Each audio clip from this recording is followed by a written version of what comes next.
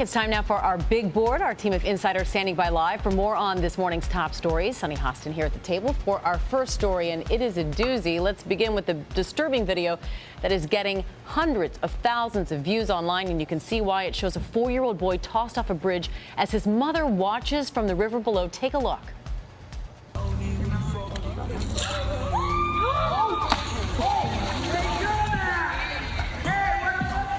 You can actually hear the boy screaming as he plunges 27 feet into that water. The boy's mother reportedly is also heard there cheering as an acquaintance throws her son from the bridge, later playing the incident off as fun.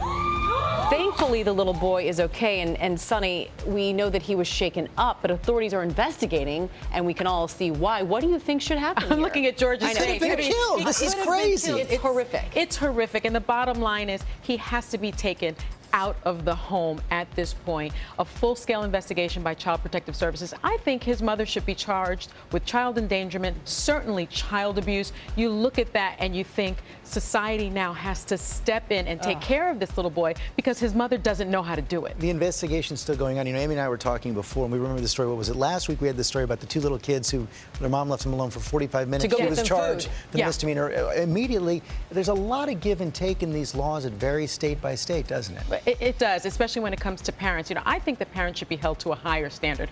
If we saw a babysitter tossing this 4-year-old boy off of a bridge or a stranger, that person would be sitting in jail right now when we're talking about it. But now that we're talking about his mother, she is just free, sort of walking around. So I think the rule of thumb when it comes to parenting is what you can't do to an adult, you can't do to a child. You can't beat an adult. You can't throw an adult off of a bridge. You can't do it to a kid. Yeah. It's a great rule. It's just stunning video. Thank you, Sunny, very much. We're going to move on now to that big headline from Amazon. Companies testing out a 30-hour work week for employers are going to get full benefits, 75% of a 40-hour worker's pay. Our business correspondent Rebecca Jarvis here to talk about it. Rebecca, we know that some European countries have adopted shorter work weeks. Why is Amazon taking this on now? Because it sounds great, George. That's why. This makes the company, it's a great bit of news for the company. It makes them sound more competitive. It also makes them more attractive to mothers. And these companies, the Amazons of the world, are trying to attract a different group of employees. Also, some out there are speculating maybe this is in reaction to the story from the New York Times last year that criticized the work environment at Amazon. Maybe that's the case, but Amazon says this is a pilot program. They're trying it out with a small group, and maybe if it works out with the small group, they'll expand it into the rest of the company. Sounds good, Rebecca. Thank you so much. Now to a fascinating new study about music at work. Take a listen to this.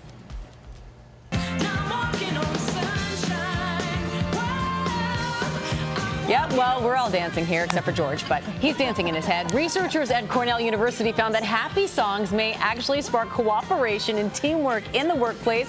Clinical psychologist Dr. Elizabeth Lombardo is here with more. Dr. Lombardo, it makes sense to me. What do you think?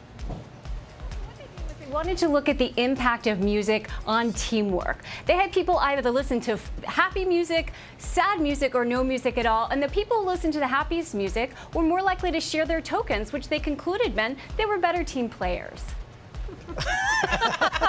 George?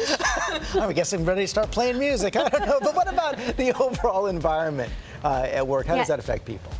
Your environment has a huge impact on work. So another study out of Cornell found that colder environments, about 68 degrees, cause people to be 44% less, make more errors and 50% less productive than warmer environments. So we really want to optimize our temperature and our music at work.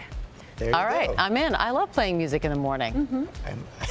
I have a sound machine with the white noise. That makes George happy. That's good. George, Sunny, Dr. Lombardo, Rebecca, thank you all for being with us.